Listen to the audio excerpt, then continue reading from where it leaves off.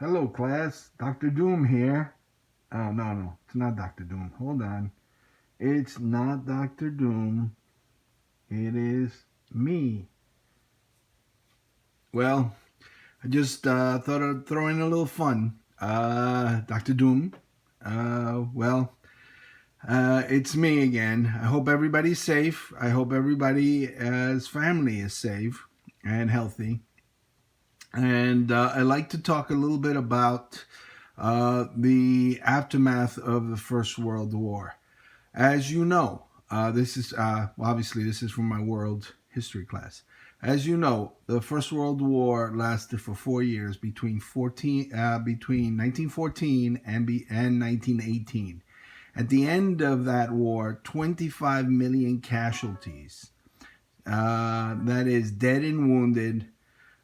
You had 25 million people affected by that war. It was a devastating war because no one expected it. Everyone expected the war to be over in a matter of weeks. The Germans had planned for the Schlieffen Plan to knock out France and then turn and defeat the Russians. That did not work out. The Russians were able to mobilize faster. The Schlieffen Plan was developed in 1911. It had not taken into account transportational improvements in Russia between 1911 and 1914. By that time, Russia had thrown off the timetables that the German uh,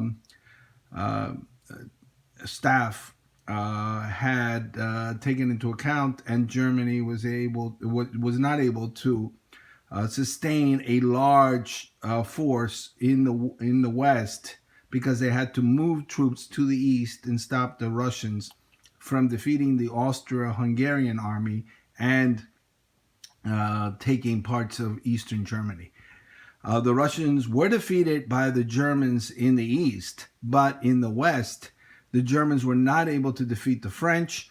The French held out, the Battle of the Marne, and that then deteriorated into trench warfare. That is, each army tried to flank each other, and they had a race to the north, to the sea. What ultimately happened is neither army was able to flank the other, and they established a static set of trenches that they fought over for basically 4 years. So a couple of football fields of territory taken by each of the armies basically meant hundreds of thousands of deaths. The Battle of Verdun in 1915 and the Battle of the Somme in 1916 showed how devastating modern weapons were against older tactics. That is, the armies had not really adapted to these modern technologies, and they used, tactics that really belonged in the almost Napoleonic period. And because of that, these armies were decimated. And basically, the strategies that both sides adopted was something called bleed them white. That is, kill so many men so as the other side would have to give up. They would just couldn't wage war. This strategy was essentially the strategy in the Western Front. The Western Front, it was a horrible experience for many. It also provided a sense of bonding for some, and for many. These two takes on war would have a major consequence in the post-war period. What really changed in the course of 1914 to 1917 was the defeat and revolution in Russia that basically forced Russia out of the war and installed in Russia a communist or Bolshevik government. The Bolsheviks were one wing of the Russian Social Democratic Party, the Marxist Party, and they split into two wings, the Mensheviks and the Bolsheviks. The Mensheviks wanted to follow traditional Marxist ideology, that is, that you had to have a full capitalist revolution, full industrialization, full parliamentary liberal democracy in Russia before you could have a workers' revolution. Bolsheviks argued a different type of ideology, and it was championed by Vladimir Ilyich Ulyanov, whose more famous name is Lenin.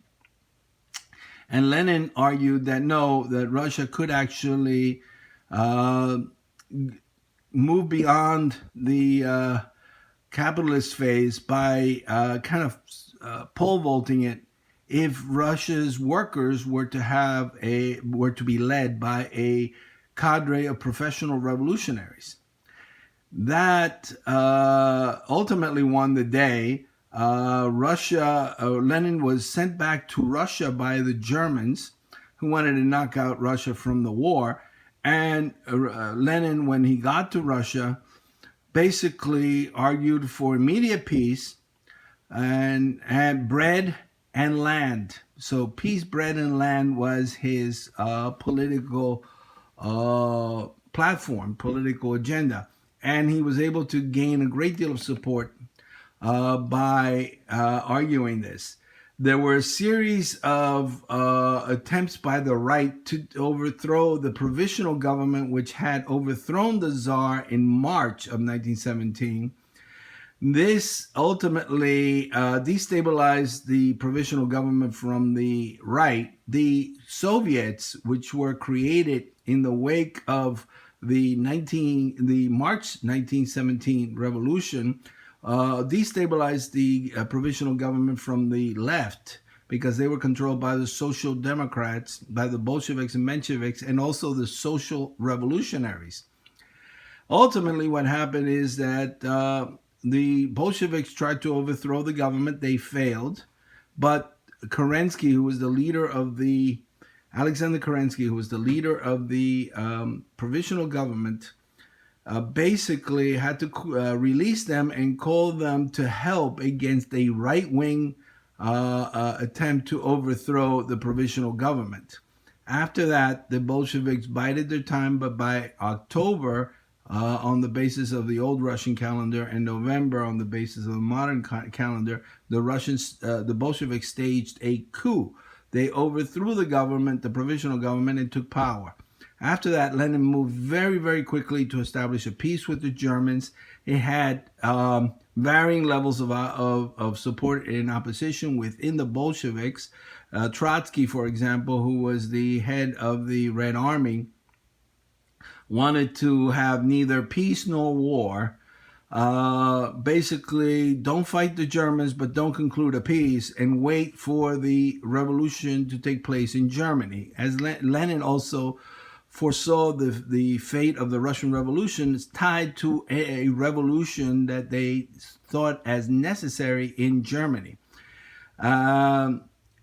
The other opposition groups, Bukharin, for example, Nikolai Bukharin argued for a patriotic war against the Germans. That is, do not end hostilities against the Germans.